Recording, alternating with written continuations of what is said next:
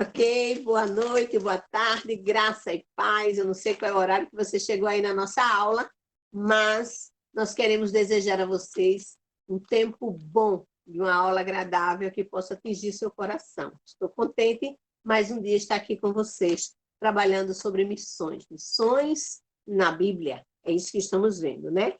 Então, nesse momento, eu peço que vocês, onde estiverem, fechem seus olhos e vamos falar um pouco com Deus, tá bom? Graças te damos, Senhor, por este dia, por mais uma aula, e te pedimos que o Senhor abençoe a cada aluno, derrame sobre ele a tua graça, que teu Espírito Santo abra a janela do entendimento, da compreensão, que nos ajude, Senhor, a repassar o conhecimento que o Senhor já tem nos dado, que cada aluno possa entender o seu local dentro da missão que Deus o designou. Faz isso, Senhor, faz isso, Espírito Santo. Nós te rogamos em nome de Jesus, com o perdão dos nossos pecados. Amém. Então tá. Semana passada, ou na última aula, nós vimos a Bíblia e Missões no livro de Mateus, né? No livro de Mateus. E a gente destrinchou ele o máximo que a gente pôde, e a gente vai continuar vendo hoje no livro de Marcos e no livro de Lucas, certo? E na sequência nós iremos ver o que é uma missão centrípeta e o que é uma missão centrífuga. E eu gostaria que você estivesse com a sua apostila na mão, que a gente vai dar uma olhadinha em alguns gráficos que estão ali, que será importante, e também com a sua Bíblia para acompanhar as leituras que iremos fazer, tá bom? Então, vamos lá. Só para introduzir o livro de Marcos, eu queria dizer para você que Marcos, eu não vou falar do livro de Marcos na sua amplitude, não. Eu vou falar algumas coisas do livro de Marcos que me chamam a atenção, né? Para Marcos, o evangelho é a mensagem que deve ser pregada, o evangelho. Então, o que é o evangelho? É a vida de Cristo, isso Marcos enfatiza muito bem. O evangelho é as boas novas. O evangelho é as boas novas, né? O evangelho está contido na vida de Cristo, e a gente não pode se esquecer disso. O evangelho é o próprio Cristo, né? Quando Jesus chega, ele traz libertação para os cativos, ele quebra todo o poder do diabo. Quando Jesus chega, ele destrói o pecado. Quando Jesus chega, ele vence a morte. Né? Ele estabelece o reino de Deus com a sua morte e a sua ressurreição. Embora os homens quisessem um reino presencial, um reino físico, mas Jesus vem implantar um reino espiritual, um reino de regras, de moral, de ética, o reino de Deus, que vai na contramão do reino dos homens. Né? Jesus veio implantar todo o reino de Deus com a sua soberania, com a sua graça. Né? Marcos usa a palavra pregar no texto do livro aproximadamente 14 vezes. Então, ele insiste que essa pregação do evangelho precisa acontecer, né? E ele dá ênfase sobre isso. E Jesus, ele veio já pregando esse evangelho. A gente pode sentir que Jesus já veio anunciando essas boas novas. Né? Jesus veio mostrando o reino de Deus. Jesus já veio dizendo para que ele veio, né? E eu acho isso bem interessante. Jesus chamou os seus discípulos para pregar e os enviou, né? E os enviou lá para o mundo para pregar. E eu queria ler um texto com vocês que está ali no livro de Marcos, no capítulo 3, no capítulo 6, versículo 13, 12 e 13, que diz o seguinte: olha como é que Jesus chega, viu? Então, saindo eles, pregavam ao povo que se arrependessem, expulsavam muitos demônios e ungia muitos enfermos com óleo e os curava. Então, o evangelho de Cristo é a obra de Cristo, é aquilo que Cristo veio fazer, né? Aquilo que Cristo, na verdade, veio fazer. O evangelho tem a base nas boas obras, nas boas novas, naquilo que diz respeito à vida de Cristo, né? Então, o texto de Marcos que a gente vai observar está aqui, não sei como vai dar para ver aí no vídeo, mas diz assim: e disse-lhes, ide por todo o mundo e pregai o evangelho a toda criatura. Quem crê e for batizado será salvo. Quem não crê será condenado. Então, esse é o texto que a gente vai analisar hoje, e eu gostaria que nós víssemos nesse texto de Marcos 5 palavras bem importantes. Entre as 5 palavras, eu queria que vocês anotassem, se também estivesse com caderno, é interessante, vocês anotassem essas 5 palavras. A primeira palavra é ide, ide. Faz aí no próprio texto na Bíblia, você pode sublinhar, você pode pintar, não sei como é que você usa a sua Bíblia, mas faça uma referência aí nessa palavra ide, a outra é mundo, a outra é pregai, a outra é evangelho e a última é criatura. Então, ele disse, ide por todo o mundo e pregai o evangelho a toda criatura. É importante, queridos, que a gente dê uma olhada nessas 5 palavras rapidamente, para que a gente possa ter uma compreensão bem legal, né? Não é uma ordem. O ide, que é a primeira palavra que a gente vai observar, não é uma ordem opcional, que eu vou se eu quiser. Não é isso. O ide indica uma ação contínua. Eu preciso ir, porque é uma ordem dada por alguém que tem autoridade. É uma ordem dada pelo Senhor. E aí eu preciso cumprir sem dúvida, né? E a ideia do ir, se eu quiser falar para vocês, a minha ideia do ir é ir em qualquer lugar do mundo. É uma coisa que não está parada, não está estática, né? Não está em inércia, ela está em movimento. É ir indo, pregando esse evangelho. A igreja tem que ir pregar esse evangelho, né? Ao mundo todo. Ir é aquela coisa de movimento, né? E tem um texto que eu gostaria depois de ver com vocês, depois eu vejo. Eu quero olhar agora para vocês a palavra mundo.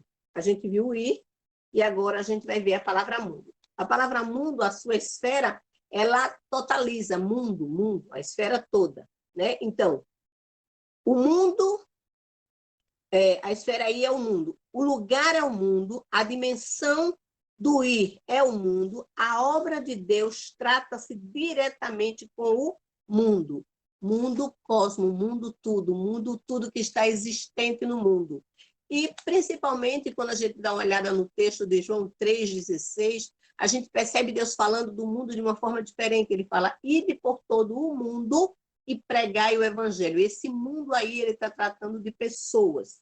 Então, veja comigo o texto de Colossenses, Colossenses, capítulo 1, versículo 16. Colossenses 1, 16. Veja se você pode olhar aí na sua Bíblia, e eu vou estar lendo aqui. Pois nele foram criadas todas as coisas que há nos céus e na terra. Nele, em Deus, em Cristo, as visíveis e as invisíveis, sejam tronos, sejam soberania, sejam principados e potestades, e tudo que foi criado foi por ele e para ele. Então, essa dimensão de mundo aí globaliza tudo, o mundo todo, né? Então, a esfera é essa, né? Eu digo sempre que para mim, missões é pregar o mundo todo. E aí essas pessoas dizem assim, poxa, você vai para o mundo todo, eu vou. Onde o Senhor mandar, eu estou aí, né? Então, o mundo é onde eu estou naquele momento, é onde eu estou indo naquele momento, é para onde eu irei no outro momento. O mundo é exatamente isso, né? O mundo, no sentido mais compacto da palavra, ele vai trazer aí a humanidade, as pessoas, né? Vimos a palavra ir, vimos a palavra mundo, e agora eu quero dar uma olhadinha na palavra pregai. Em 1972, foi feita uma reunião na Suíça, numa cidade chamada Lausanne, e ali eles determinaram um pacto, que é conhecido como Pacto de Lausanne. Quem estava lá nesse pacto? Estava lá líderes religiosos do mundo inteiro. Tinha mais de 150 nações reunidas para discutir exatamente como iriam alcançar o mundo com a pregação da palavra. E ali eles traçaram algumas metas, né? E uma delas, eu botei aqui no livro, para que toda a terra ouça a voz de Deus. Foi a frase que deu início àquela reunião, né? Aquele congresso, e quem saiu de lá saiu com essa ideia, para que toda a terra ouça a voz de Deus. E a voz de Deus, ela é ouvida através dos feitos notáveis de Jesus Cristo na cruz do Calvário, né? Pregar em todo o Novo Testamento é muito mais do que um discurso. Pregar é muito mais do que um discurso. É também muito mais do que simplesmente ensinar. É uma palavra que eu gosto de falar, que é o querigma. Pregar é querigma. O que é querigma? É proclamar, é a proclamação das boas novas. É proclamar as virtudes de Cristo.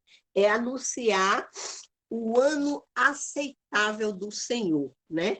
Tem um homem chamado Martin Lloyd Jones, e ele disse uma coisa bem interessante, e vale a pena a gente dar uma atenção. Ele disse que, para mim, a pregação do Evangelho é a mais elevada e a maior e a mais gloriosa vocação para a qual alguém pode ser chamado. É muito interessante. Não é orgulho pregar o Evangelho, mas é uma vocação excelente, é uma vocação dada por Deus, é algo divino. A proclamação do Evangelho é algo que vem de Deus, né?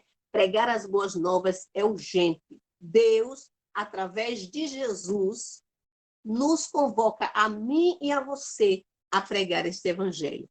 E nada mais é do que a vida de Cristo, do que o que Cristo fez na minha vida e na sua. Lá em Romanos, no capítulo 10, no versículo 8, e eu desafio você a dar uma lida nesse texto, no capítulo de Romanos 8, completo. Leia devagar, leia frisando, leia escrevendo, leia perguntando ao texto. E diz assim, Romanos 10, 8, a palavra está junto de ti, ela está na tua boca, ela está no teu coração. Isto é, a palavra da fé que pregamos. Se você puder dar uma lidinha nesse texto, você vai entender, porque o texto continua, como ouvirão se não há quem pregue, né? O texto começa dando algumas perguntas. Então, pregar o quê? Eu e você que somos crentes, a palavra já está na nossa boca e no nosso coração. Por isso devemos pregar esse evangelho, né? Aonde formos. A próxima palavra é evangelho. Evangelho, que significa o quê? As boas novas, que significa a boa notícia. Nós lemos esta palavra acompanhada de 3 atributos. No total, na leitura bíblica, no livro de Marcos ou em outros livros, a gente vai ver o evangelho de Cristo, o evangelho que Cristo veio trazer, o evangelho que é a pessoa de Cristo, o evangelho que está centrado em Cristo. Nós vemos o evangelho do reino. O evangelho do reino é aquilo que Cristo vem implantar. Cristo vem implantar o reino de Deus. Você vai ver isso em Mateus 24, 14, né? O evangelho do reino. E vemos também o evangelho de Deus, o evangelho de Deus, que está lá em Marcos 1, 14, né? Em Jesus Cristo que o evangelho é anunciado. Eu quero dizer para vocês que no Antigo Testamento essa palavra evangelho não existe. Essa palavra evangelho, você vai procurar o Novo Testamento, mas a palavra escrita evangelho você não vai encontrar. Por quê? Porque o evangelho, ele é o Cristo, é o próprio Cristo. E como Cristo chega no Novo Testamento, então nós passamos a conhecer agora uma nova palavra. No Antigo Testamento nós tínhamos a promessa de que o evangelho chegaria. A gente tinha essa promessa que os profetas disseram, que os antigos profetizaram, né? Que esse evangelho viria o Salvador, viria aquele que iria redimir a Israel. E sem Jesus não tem evangelho. É bom saber disso, que sem Jesus não existe evangelho nenhum. O evangelho é o próprio Cristo. O evangelho é o ponto de partida, está em Jesus. O ponto de partida de tudo está em Jesus, o evangelho, né? Jesus, ele é a encarnação do verbo. E aí o texto de João 1 vai dizer, no princípio era o verbo, e o verbo era Deus. E o verbo estava com Deus. Então, esse verbo é a palavra, é Jesus. Ele estava no princípio, quando Deus dizia, haja luz e houve luz, e ele está agora encarnado, ele está agora em gente, em pessoas. O verbo virou gente. Tem até uma música, né? O verbo virou gente e entre nós habitou, cheio de graça, e por aí vai. O verbo agora, ele é encarnado, ele toma forma de pessoa, de gente, né? E o evangelho é nada mais do que Jesus Cristo encarnado. Então, o evangelho é Jesus, que é introduzido nos tempos de Herodes. Eu gosto de dizer isso. Jesus Cristo, ele foi introduzido nos tempos de Herodes, no tempo em que Herodes perseguiu todas as crianças e manda matar todas elas. Jesus Cristo nasceu. O evangelho chega ao mundo num período bem de guerra, de perseguição, né? As pessoas querem saber onde foi que nasceu o Filho de Deus, e aí começa aquela confusão toda, mas os magos viram a estrela no Oriente, a estrela do Evangelho. Os magos viram a anunciação que Cristo havia nascido, né? E aí os magos seguem ali a estrela. Na sequência, os pastores veem um coro de anjos anunciando o Evangelho, as boas novas. Os anjos vêm trazer para aqueles pastores a boa notícia. É que hoje, na cidade de Davi, vos nasceu o Evangelho, se assim eu posso dizer. Hoje, na cidade de Davi, vos nasceu o Salvador, que é Cristo Senhor. Né? Que na cidade de Davi que nasceu, a luz do mundo, a salvação do mundo, o desejo de Deus era que as nações conhecessem a verdadeira luz, conhecesse o Evangelho, né? O inimigo de nossas almas certamente sabe disso, que Jesus é a luz do mundo, sabe que esse poder está em nós de pregar esse Evangelho. E qual é o contra-ataque deles? Né? Diz o texto que o Deus desse século cegou o entendimento. Então, o inimigo quer trazer as pessoas cegas, que é a sua estratégia, para que eles não possam compreender, entender no seu entendimento que o Evangelho é a única pessoa que pode transformar a vida, né? E Deus fez brilhar a luz do Evangelho através do seu Filho. Se o mundo estava em trevas, se Satanás cegou, deixou na escuridão, o que é que Deus vem fazer? Deus traz o Evangelho para que o mundo possa ver a luz, para que o mundo volte a enxergar, né? O verbo que se fez carne e que habitou entre nós, e vimos a sua glória como a glória do unigênito do Pai. Jesus Cristo é o evangelho de Deus para o mundo, né? Jesus Cristo é esse, o evangelho de Deus para o mundo. Satanás perde porque lá em Isaías, eu acredito que é no capítulo 6, ele diz assim, o mundo que andava em trevas viu uma grande luz. Então, essa luz é Jesus. Jesus disse, eu sou o caminho, a verdade e a luz. Eu sou o caminho, a verdade e a luz. Jesus Cristo é aquele que nos leva a Deus, ele é aquele que é a ponte que vai nos levar, né? A última palavra do texto de Marcos que nós vamos observar é criatura. Na grande comissão, a palavra criatura é o alvo da minha e da sua tarefa. A grande comissão vai entender que a palavra criatura é a pessoa que é não regenerada, a pessoa que ainda não nasceu de novo, ainda não foi transformada pelo poder do evangelho. Então, essa pessoa é chamada de criatura, faz parte daquilo que Deus criou, faz parte daquilo que Deus criou. Dentro do cosmos completo, que eu disse, céu e terra, tudo que ele criou, tem ali a criatura, né?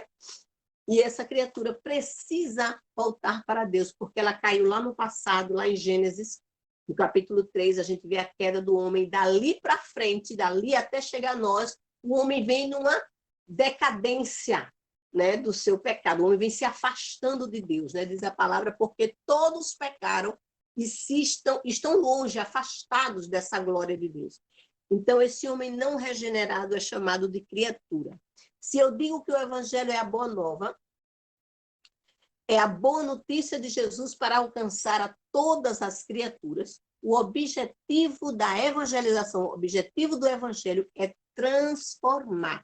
O objetivo do evangelho é transformar, é regenerar, é converter, é fazer nascer de novo. E o evangelho tem esse poder, né? De trazer a criatura de volta ao seu Criador. Não mais como criatura, mas hoje como filho de Deus. E aí o texto de 1 João, não, de João 12, diz assim: mas a todos quantos o receberam, deu-lhes o poder de serem feitos filhos de Deus, a saber, aos que creem no seu nome. Então não é mais criatura, ele deu-nos o poder, ele nos deu autoridade, ele nos registrou. Agora somos filhos por adoção, né? Somos filhos por adoção, somos filhos pela fé que temos em Cristo Jesus, através da fé que Abraão plantou, né, no gene da gente, né, porque somos da descendência de Abraão pela fé. Né? Não é de sangue, mas é pela fé. Então, esse texto traz a mim 3 palavrinhas muito interessantes. Uma, eu preciso reconhecer, a outra, eu preciso receber, reconhecer, crer e receber. São 3 palavras bem interessantes. Mas a todos quantos o receberam, eu preciso receber, deu-lhes o poder de serem feitos filhos. Eu preciso crer para poder receber e me tornar filho de Deus, né?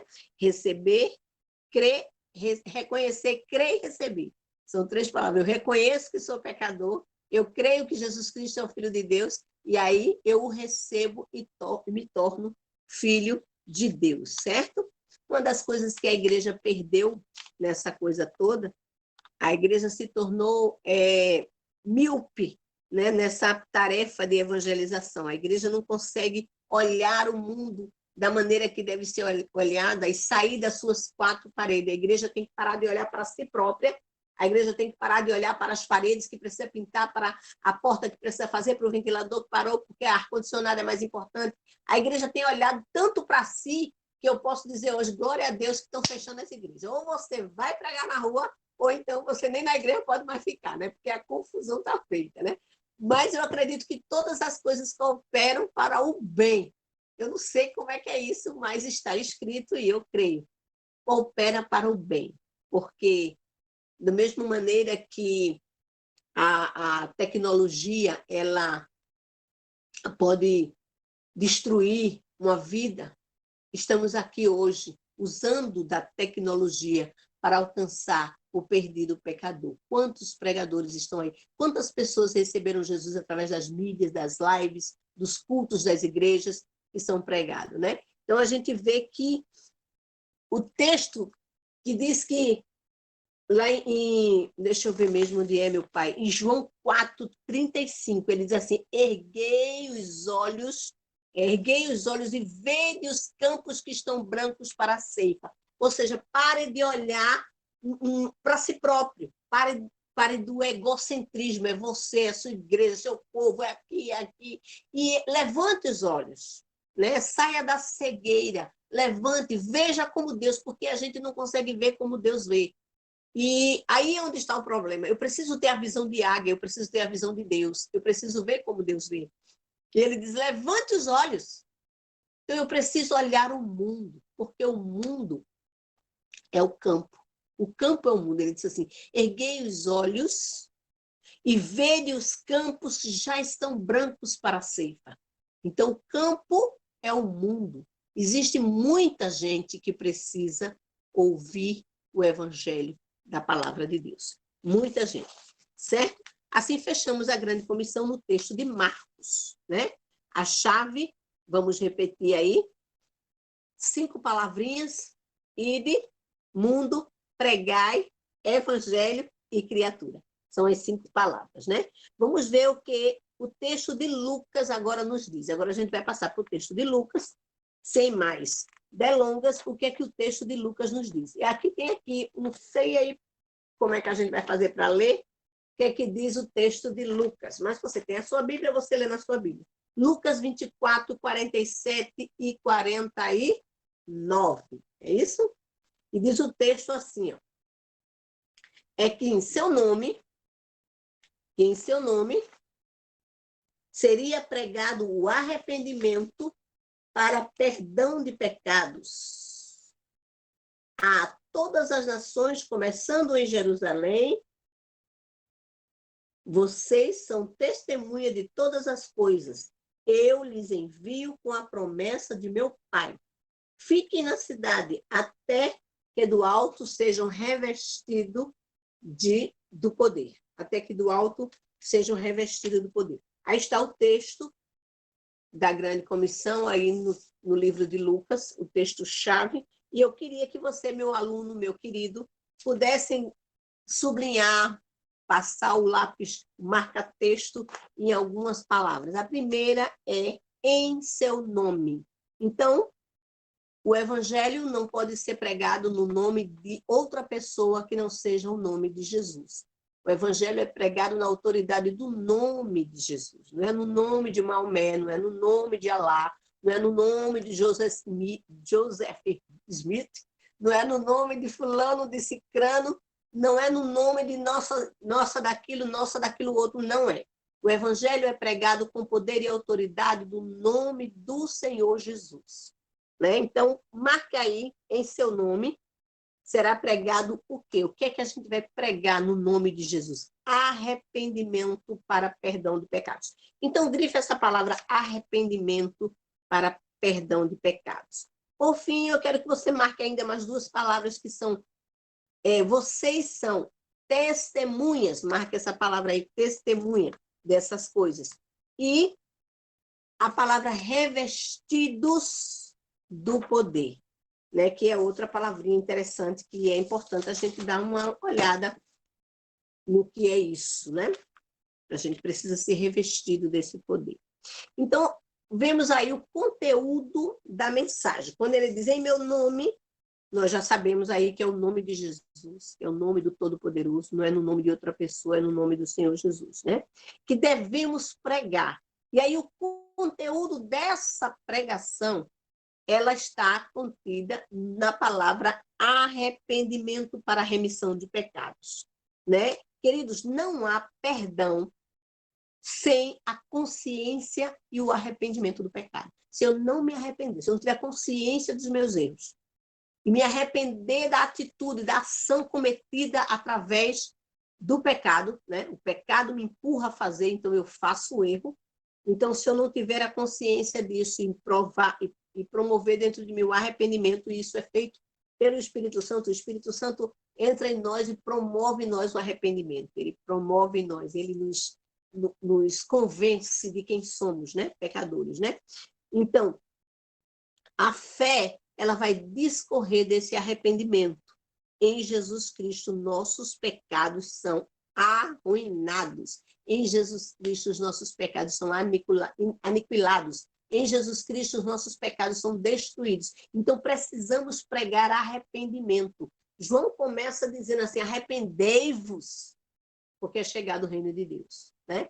João prega o arrependimento sem dó e sem pena. Raça de víbora. É assim que João começa a sua pregação, precedendo o evangelho, que o evangelho já tinha nascido, viu? Que era Jesus, precedendo aí a chegada do Messias ali nas águas para ele batizar, né? E ele dizia, arrependei-vos, né? Queridos, somente os doentes reconhecem que precisa do médico. Se você sente uma dor e você toma remédio em casa, toma 1, toma 2, toma 3, e de repente você percebe que não tem solução, você vai procurar o médico. Então, apenas os doentes reconhecem que precisa de médico. Quem está bom, saudável, indo para a academia, voltando da academia, fazendo ginásio, corre para um lado, corre para o outro, essa pessoa jamais vai dizer assim, vou para o médico agora. Ele vai para o médico para fazer a rotina, mas ele não vai para o médico precisando do médico urgente disso ou daquilo, não vai. Né? Então, o que eu quero dizer com isso é que o problema da criatura não regenerada é o pecado. Essa criatura que a gente falou que precisa ser salva, precisa, a não regenerada, essa criatura que não é filha de Deus, ela precisa resolver o seu problema de pecado. A solução é o reconhecer que ela é pecador. E o remédio para essa criatura é Jesus Cristo, é o Evangelho. Por isso o Evangelho tem que ser pregado todo. Cristo morreu pelos nossos pecados, segundo as Escrituras, né? Precisamos falar dele, do Senhor Jesus, que é o único capaz de nos trazer libertação do cativeiro, da opressão de Satanás. Cristo, ele é a excelência de tudo, ele é a salvação do mundo. a autoridade dessa mensagem, né? desse pregar, do pregar o arrependimento. Quem é que nos autoriza a pregar o arrependimento? Nós sabemos, que já vimos, que a autoridade dessa mensagem é nada mais, nada menos do que o nome do Senhor Jesus. Nós já vimos isso, né? A autoridade do pregar não vem de outra pessoa, vem dele, né? Está nele. Eu sempre digo que está nele em Cristo, não está no pregador a autoridade, não está no professor a autoridade, não está no pastor a autoridade. A autoridade da mensagem está em Cristo, não está em nenhuma instituição missionária, não está em nenhum outro lugar. A mensagem e a autoridade dessa mensagem é no nome do Senhor Jesus. É nele, por ele e para ele que são todas as coisas. Terceiro, eu queria falar com vocês sobre o alcance dessa mensagem de Lucas 24, 40, até 47. O alcance continua sendo o mundo. Aqui em Lucas, a mensagem do arrependimento, descrita em Lucas, o arrependimento para remissões de pecado, vale frisar e pontuar aqui, não é apenas para os judeus, começa em Jerusalém, mas vai alcançar todas as nações da terra. Então, essa mensagem precisa alcançar a todos, judeus, gentios, todos, até os confins da terra. E quando eu falo confins, não confunda de forma alguma com o aeroporto de Minas Gerais, né? Confins. Estou falando mesmo do mundo todo.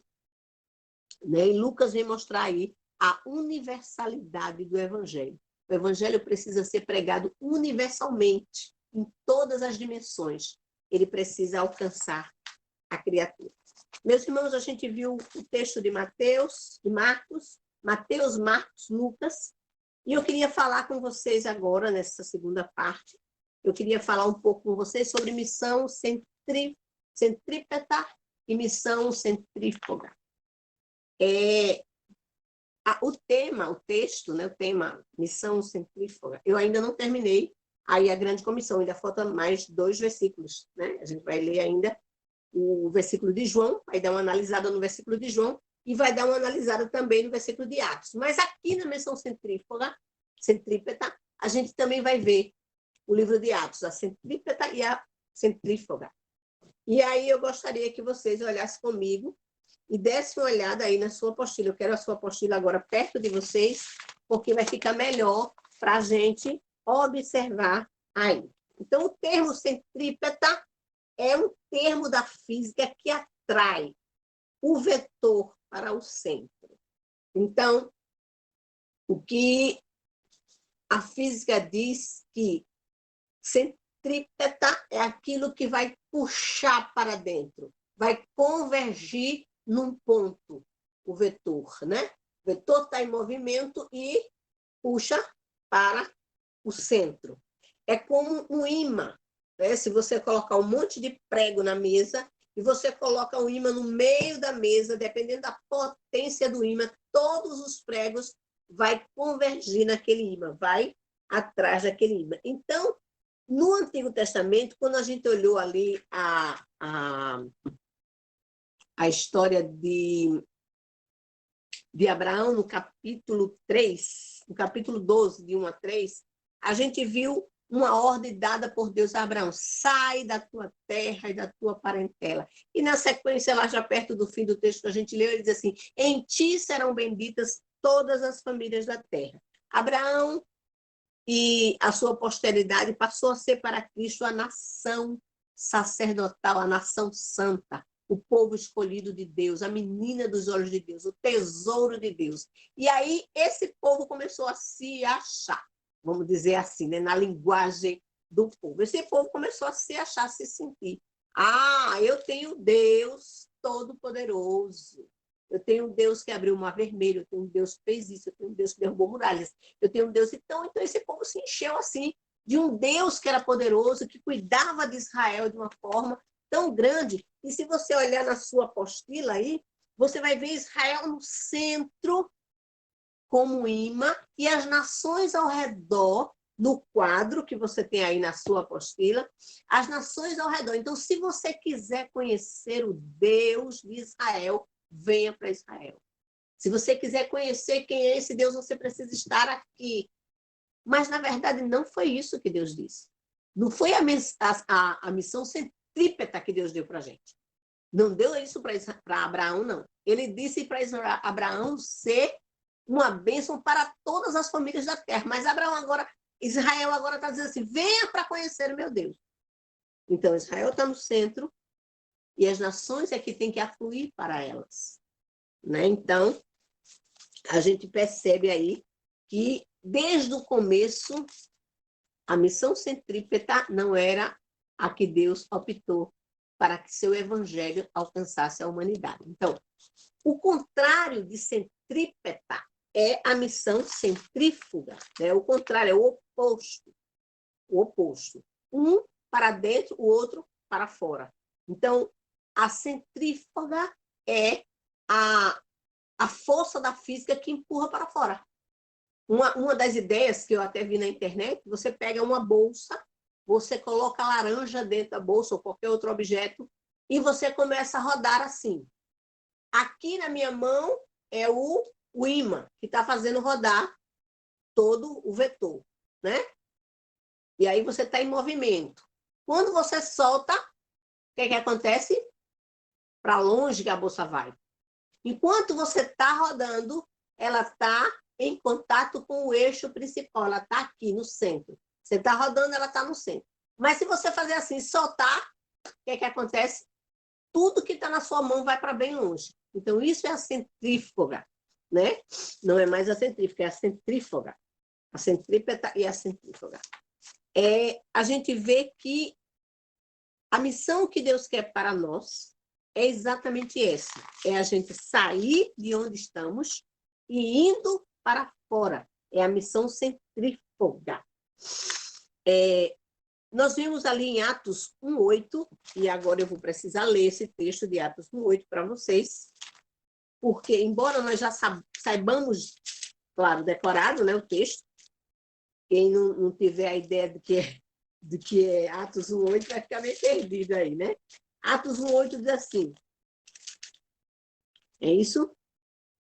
No entanto, recebereis poder ao descer sobre vós o Espírito Santo e sereis minhas testemunhas, tanto em Jerusalém como em toda a Judéia e Samaria e até aos confins da terra. O que me parece isso? O que me parece isso é que a missão centrífuga começa em Jerusalém, a igreja é instituída aqui em Atos dos Apóstolos, e agora a igreja tem a missão de ir para o mundo inteiro. Quando ele diz, tanto em Jerusalém como em toda a Judéia e Samaria e até os confins da terra, ele quer dizer assim, ó, rode o mundo todo. Ele não está dizendo assim, primeiro você evangeliza toda Jerusalém, depois você sai e vai para a Judéia. Você evangeliza toda a Judéia, depois você sai e vai para Samaria. Você termina Samaria, você vai e vai para outro canto. Não é isso. Ele está dizendo que é para a gente evangelizar tudo ao mesmo tempo, né? Tanto em Jerusalém, como em toda a Judéia, e até aos confins da terra. Ele ressalta, né? Vale ressaltar que a esfera da evangelização é simultânea. Ao mesmo tempo que eu estou aqui, eu preciso estar ali e eu preciso estar lá. Eita, então você é o quê? Que você está em todo canto, né? Mas missão a gente faz de 3 maneiras, orando, investindo e indo. Então, se eu orar, eu tenho o poder do Espírito Santo, eu tenho a graça de Deus para ir, orando e indo, né? Então, enquanto eu vou, outros sustentam. Então, os 3 estão fazendo missões ao mesmo tempo. Um faz missão orando, outro faz missões indo, e outros fazem missões contribuindo, tanto em como e até aos confins da terra, né? O que parece é que os discípulos não tinham entendido ainda que era para sair de Jerusalém para todo canto. Os discípulos não tinham esse entendimento. Eles achavam que todo mundo ainda precisava chegar para Jerusalém para compreender e saber que o Salvador Jesus tinha nascido e tinha ressuscitado, né? E aí os discípulos estavam naquele trânsito que Jesus havia ressuscitado e estava para ser assunto aos céus. E Jesus disse assim, vão para Jerusalém, me esperem lá, porque vai ser lá, né? No tempo de Pentecostes, né? A coisa vai acontecer lá. Então, quando ele está sendo assunto aos céus, ele diz: o que é que vocês estão olhando para mim, né? Vós, galileus, porque olhais para cima, né? Esse Jesus que sobe é o mesmo que vai descer. E aí ele continua o texto dizendo, para eu não falar só com as minhas palavras, é melhor eu dar uma lidinha aqui, né? No texto. Cadê? Esse mesmo Deus que é assunto aos céus, ele mesmo vai voltar. É isso que ele diz, né? Mas, na sequência, o evangelho não era só para eles. O evangelho era para ser comunicado para o mundo todo. Com a descida do Espírito Santo, todos os que estavam ali em Pentecostes, né? Depois de 50 dias da Páscoa ali em Pentecostes, aquele povo que estava ali, tinha gente de todo mundo, né? A gente sabe que de Jerusalém, de Roma, tinha gente do oeste de Roma, sul de Roma, do Irã, do Iraque, de todos os lugares, Macedônia e tudo, tinha gente por todo canto. E era muita gente, mais de 150 nações, sei lá quem, mas estavam lá, né, para a festa de Pentecostes, né? E aí, cada um ouviu a mensagem do ir na sua própria língua, quando ele diz assim: fazer ser minhas testemunhas, né?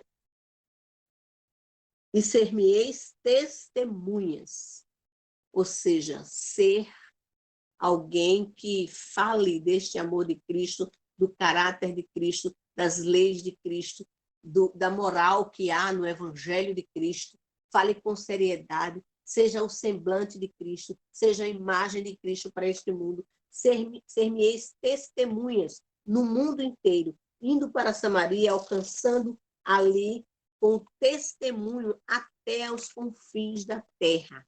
A igreja, na missão centrífuga, tem o chamado sacerdotal. Nós não podemos esquecer isso. Profético. A gente tem o chamado de interceder, a gente tem o chamado de profetizar, a gente tem o chamado de pregar, de proclamar, né? O mandato da grande comissão é seguir plantando igreja. Então, agora eu preciso sair, pregar o evangelho, plantar a igreja, arrebanhar o povo, discipular o povo, falar o evangelho todo para o povo, né? De uma forma agora não mais centrífuga, mas de uma forma centrífuga, de uma forma que eu forme aquele e ele, depois de tiver solidificado com a palavra, também vá pregar este evangelho do reino. E agora a gente compreende que a coisa acontece de dentro para fora, né? Vale ressaltar que Jesus não disse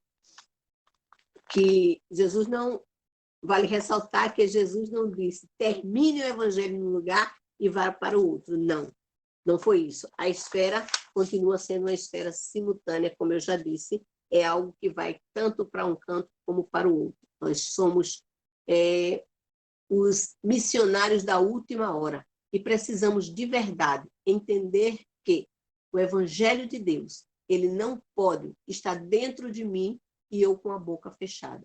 Ele está dentro de mim, no meu coração, é a palavra da fé, né? E eu quero ler com vocês Romanos capítulo 10, é isso? Quero ler esse texto com vocês, Romanos 8, só uma partezinha de Romanos 8, do 10 em diante, que me chama a atenção aqui. E diz assim, deixa eu chegar aqui, versículo 10. Cristo, porém, está em vós. O corpo, na verdade, se Cristo, porém, está em vós, o corpo, na verdade, está morto por causa do pecado. Mas se o Espírito vive por causa da justiça.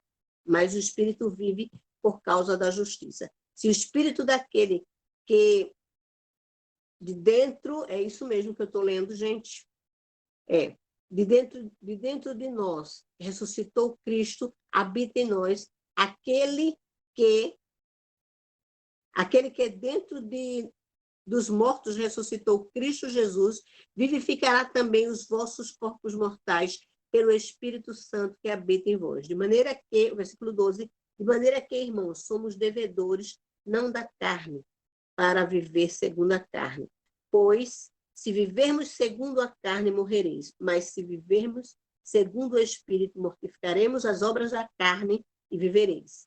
Né? Porque todos os que é guiados pelo Espírito são filhos de Deus. O que eu quero dizer com isso, para concluir a nossa aula, nós fomos chamados em Cristo. Cristo morreu e ressuscitou e nos atraiu na sua cruz. Isso é um dos feitos notáveis de Cristo. Lá na cruz, a obra da carne foi desfeita. Nós fomos reconstruídos em Cristo. Nós fomos feitos nova criatura. Foi morta a nossa carne, a nossa vontade de não ir, a nosso desânimo de não pregar, a nossa vontade de ficar quietos. Foi morto ali na cruz do Calvário. E Cristo vai e nos transforma, né? Ele desfaz o corpo da carne e traz em nós uma vida, vivifica-nos através do seu Espírito Santo. E hoje, batizados com o Espírito Santo, cheios do Espírito Santo, novas criaturas como somos, nós temos agora o dever, nós temos agora a incumbência de levar esse evangelho do reino a toda criatura. Meus queridos, não esqueçam de forma alguma que eu e você fomos chamados por Deus para exercermos este ministério da pregação da palavra. O ministério da pregação da palavra é algo nobre, não é algo para qualquer pessoa, é para os salvos em Cristo. A única pessoa que tem a legítima autoridade para ministrar essa palavra são aqueles que foram comprados pelo sangue de Cristo. Então, se não foi comprados pelo sangue de Cristo, não tem a liberdade, não tem a autorização para pregar sobre esse evangelho. O evangelho de Cristo deve ser pregado pelos filhos do Senhor Jesus, pelos filhos de Deus, comprados por Cristo. Nós recebemos, assim que Jesus ressuscitou, a ordem de ir por todo mundo e pregar o evangelho a toda criatura, ensinando, fazendo discípulo, testemunhando, dando aí exemplo com a nossa vida de que somos diferentes e que o nosso lar, na verdade, não é aqui. Na esfera total do mundo, nossa casa não é aqui. Estamos caminhando para a mansão celestial. Estamos caminhando para nos encontrar com o Senhor.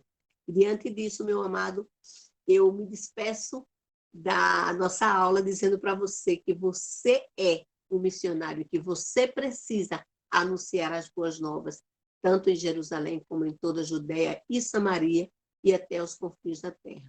Traduzindo para os dias de hoje, você é um missionário na sua casa, na sua escola, na sua faculdade, no seu trabalho, na rua que você mora, no supermercado onde você vai, aonde você for, você é esse missionário, você é essa pessoa que precisa levar a missão centrífuga para todo mundo.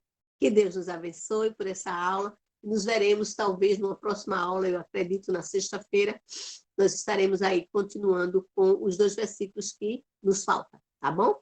Deus abençoe vocês, tchau, tchau, e até a próxima aula. Até mais.